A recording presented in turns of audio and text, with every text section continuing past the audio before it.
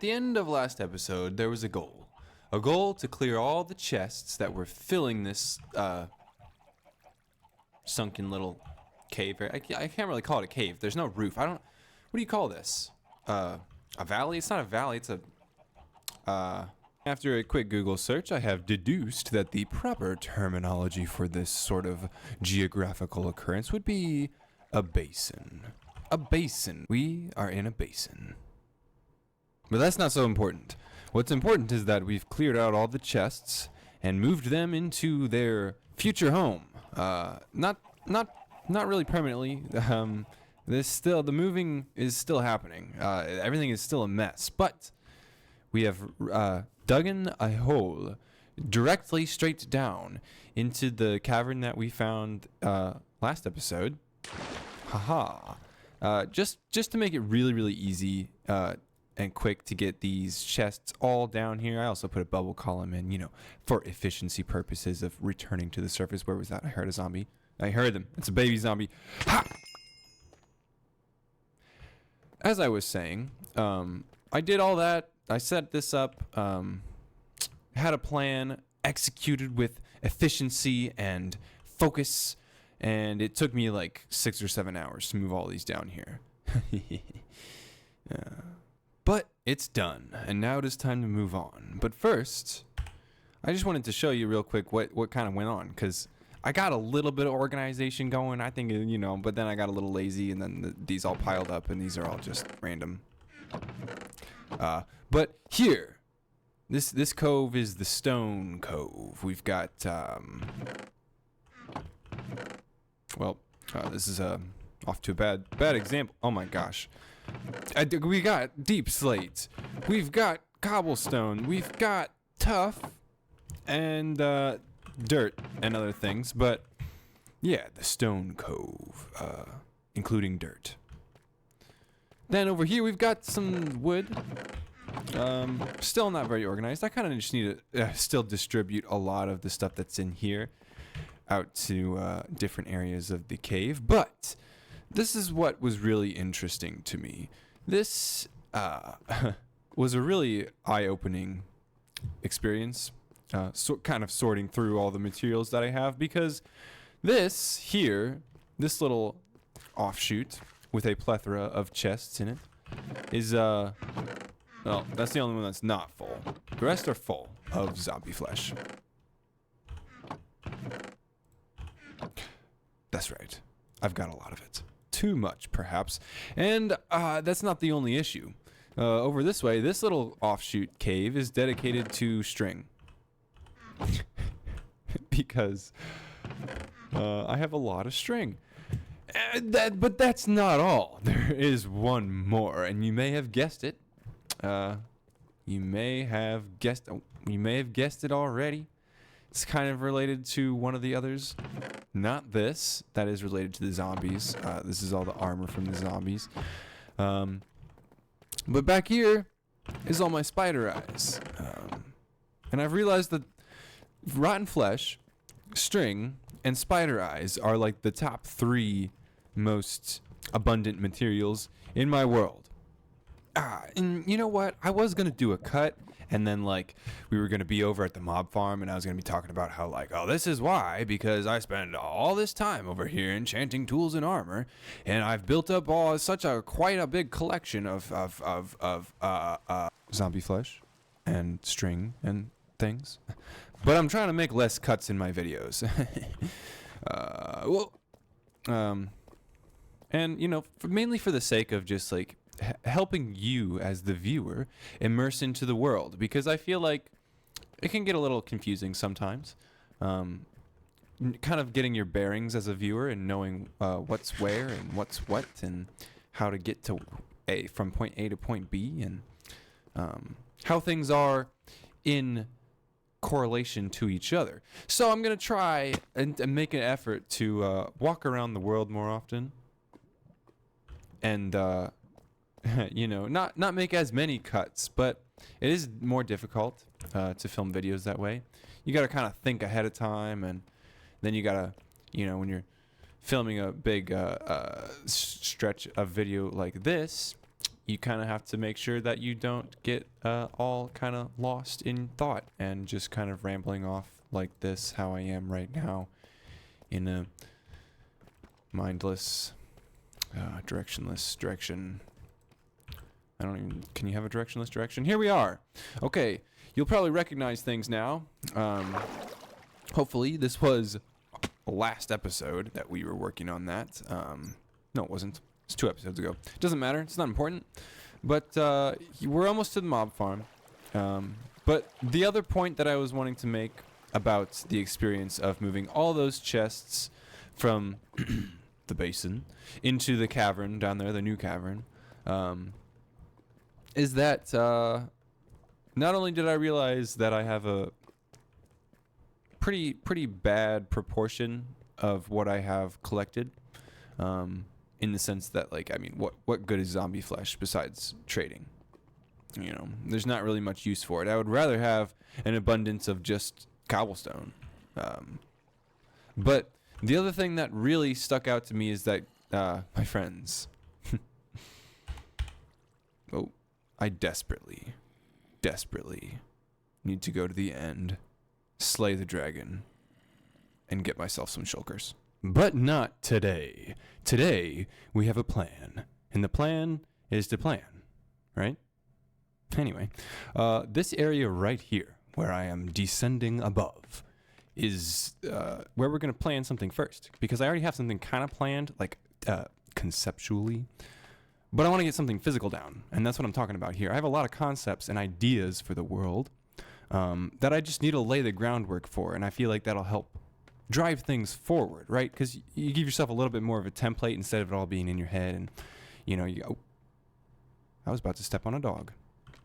Hold on. Do you want, where'd you go?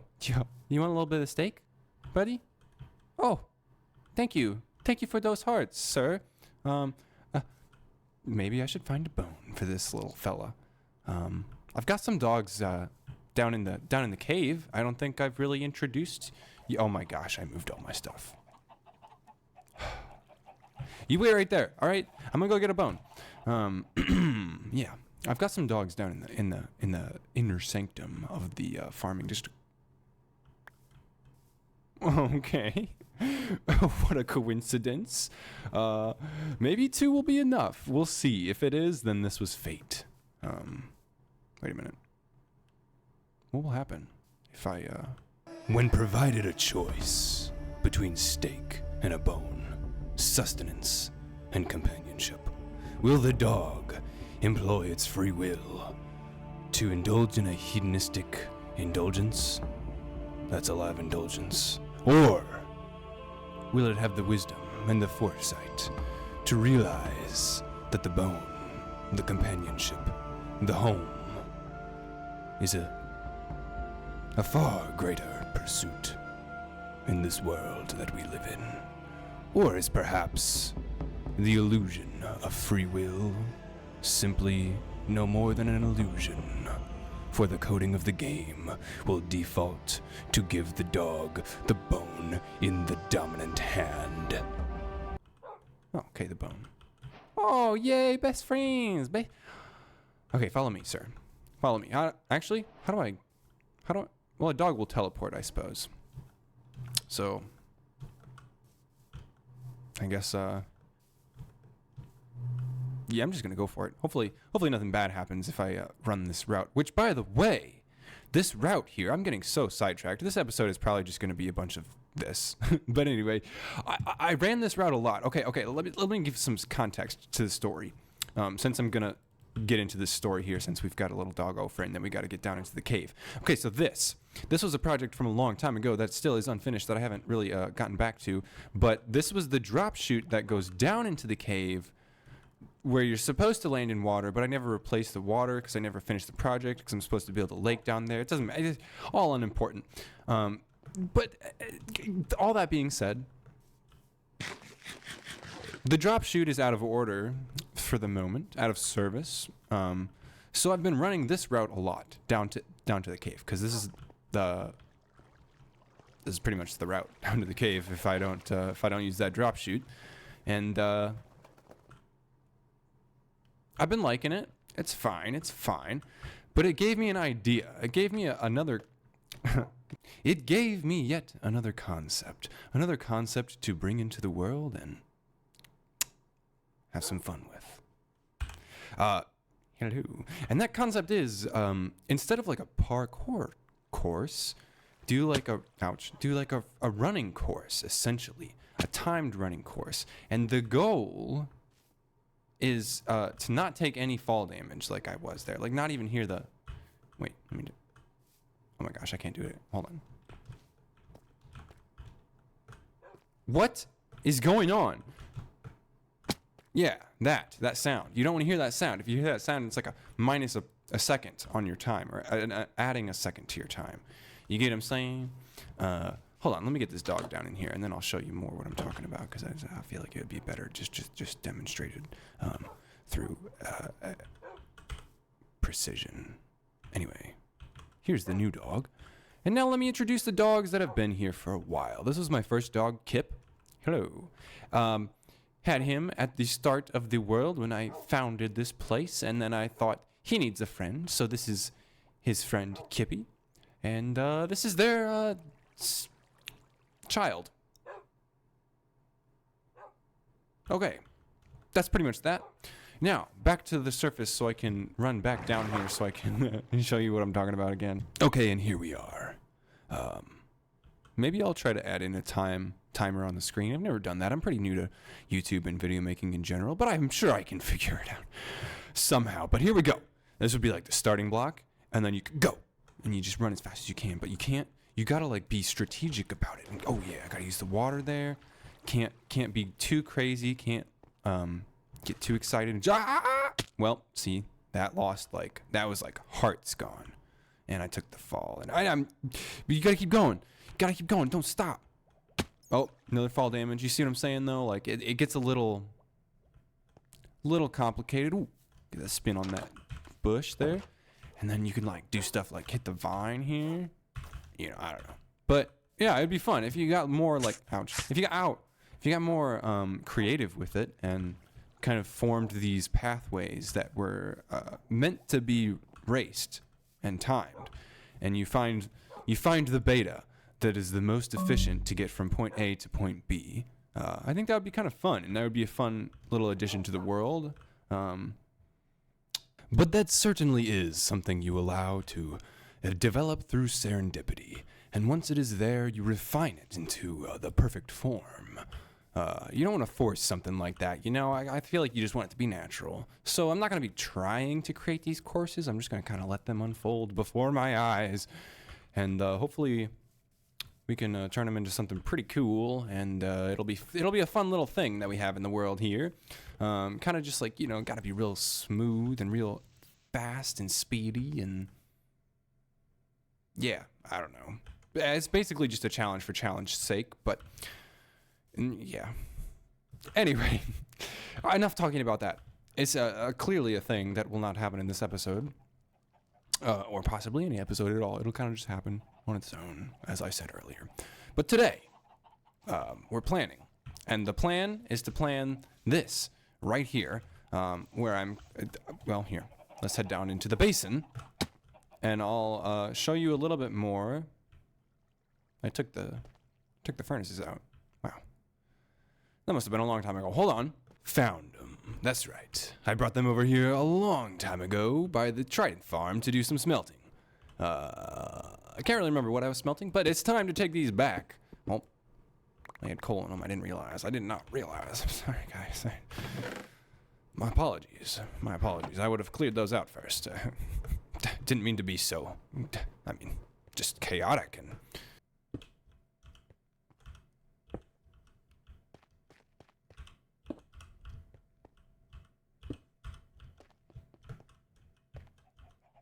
Cool. So clearly, what we're looking at here is a smeltery. But there's not much to it, and yeah, it's pretty lame right now. So the goal of today's episode is to make some progress on this, get some foundations laid, literally, and see where we head, right? Because, well, guys, in case you haven't noticed, I don't plan anything in advance. Everything is just improvised, improvisation. Even that sentence right there, that saying improvisation in 3, now 4 different ways was improvised. All right, I'm done. But yes, that's correct. I don't plan anything in advance, and that means, yeah, no creative building. So it's all built here, real time. And that's why everything is going really, really slow, and I'm pretty indecisive about things, and I have a hard time starting projects because I don't really have a clear vision of where the end destination is, and yeah, I just kind of get in my head and procrastinate things, and that's why I've spent the first 16 minutes of this video not building anything. All right, well, I got something started, and I think we're heading in a pretty good direction here. I have a vision. I'm seeing it now. I'm starting to see it now that we've got some blocks down. You know, you get a more of a clear image in your head, and yeah, I made a couple little changes in front here, but we're not done, right? We're at the phase of the build where we're just asking questions. We're just playing around with different ideas and seeing what works and what doesn't. But as you might have noticed, I ran out of food, so okay, I've got some food. And as you can see, I've started building here with mushroom stem, which is a pretty hard block to acquire, and I think these are my last 3. So the next thing I'm going to have to get to continue here is more mushroom stem.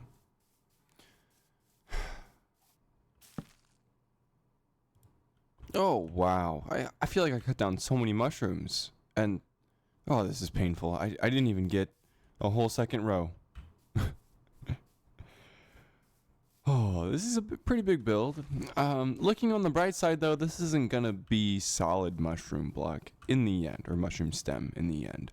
We're going to cut out windows and put in details and things. So, I guess if I farm enough to shape out the size that I want, I'll just have a little bit extra left over. All right, here's the deal.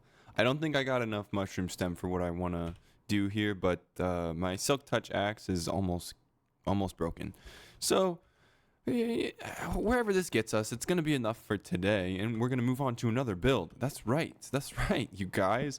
Like I said earlier, we are in the stage where we're asking questions, and we're seeing what works and what doesn't. So that's what we're doing here. We're just getting something down, and we're going to sit with it for just a little bit. And we're going to do that with a couple other builds too, so that we can kind of work on a couple things together. Like, we'll get back on that guy, we'll work on this one, maybe we'll start a few others around, and they'll all develop together. Whoops. Yep, that was definitely not enough, but that's okay. I think this is helping me see what I need to see, and that I think we're going to make some changes to this design. But that's okay. I'm going to be thinking about that. In the meantime, we will continue to plan the world and move it forward. And where we're going to start is with this. I said last episode, I believe, that I was just going to tear this out because I didn't really like it. Which, that was so loud. Anyway, I didn't really like it. And that's not entirely true. I do really like it. I think it's really cool. But I was having trouble figuring out how it would fit into the world. And it just wasn't really... I didn't see it how it would fit into the vision in what I originally thought and had planned for this, and that was to have like a huge kind of framed structure over it and have like a hanging garden effect almost, and just have this really lush surrounding it and have it like a really epic like just like enchanting table thing. But that would be a little bit too grand and too overtaking of this area, because I really wanted this to be a nice dense town feeling area. And I really want to pack it in and have alleyways and little secret behind the building areas. And once I kind of got this put here, it got me thinking, well, wait a minute, why don't I make that enchanting table one of those spaces? It's already kind of sunken down in a little, in its own little basin right here, right?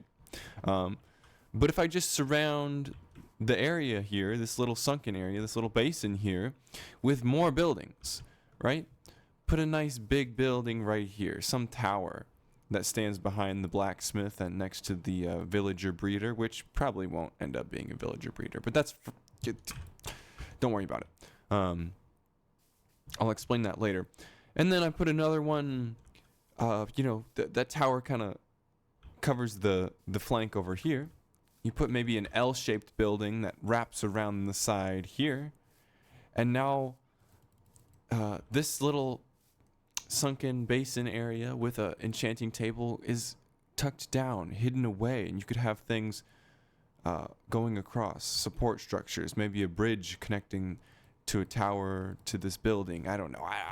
You see, I tend to overthink and overcomplicate a lot of things in this game that way, just kind of getting in my head and trying to figure out the answers before asking any of the questions. And that's kind of the backwards approach. I just need to ask the questions first and not be afraid to ask the questions, because in this case, asking the questions is building something and possibly not liking it. And that was the question. And the answer is, well, that was the wrong thing to build. That was the wrong way to build it. And it's hard to get that answer. You don't want that answer. You want the answer that was the right thing to build, and that was the right way to build it.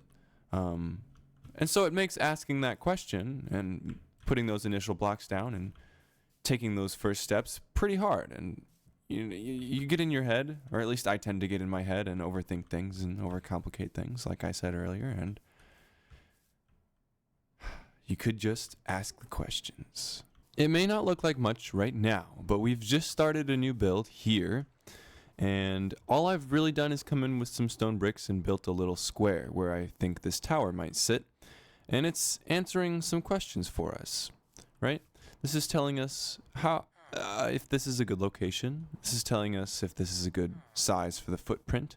This is telling us that we definitely need to go higher because this is supposed to be a tower. And, well, I would have, except I ran out of stone bricks, as you might be able to have told by that hole right there. But all this is secondary, right? These are nice little answers to the questions that we're going to need to know eventually. But the first question that I'm trying to answer is, what is this going to feel like in here? If we surround this with buildings really close up to the edge here and make this feel kind of tucked away and hidden in the back of an alley, how is that going to make this feel? And how is that already feeling with just this wall right here? Am I in the right direction? Am I heading in the right direction here? And I think so. I think this is going to feel nice. If we get all the sides kind of feeling like this, it's going to be very enclosed and intimate in here. And it's going to be a really unique location, I think. And we can do some other really cool things with it. Well, it took nearly an entire episode, but we've done it. The foundations for these projects are in place. And I think we've got some answers to some questions that we've been looking for. But an answer to a question that I'm not sure of still is, will the progress faster now that the foundations are in place and I have a little bit of a more of a clear image of what I'm doing here? Because I think it will. I hope it will. That's the idea, at least. But I'll be spending the next few episodes, I think, laying more foundations and just kind of figuring out what the end goal of the world is.